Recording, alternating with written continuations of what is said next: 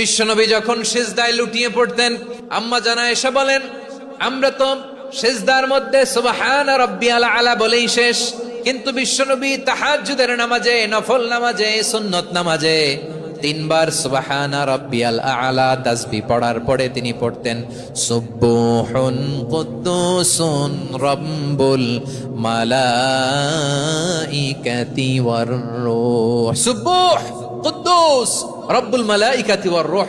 সিজদায় লুটিয়ে পড়ে বিশ্বনবী এই দোয়াটা পড়তেন নফল নামাজে, সুন্নাত নামাজে কিংবা তাহাজ্জুদের নামাজে।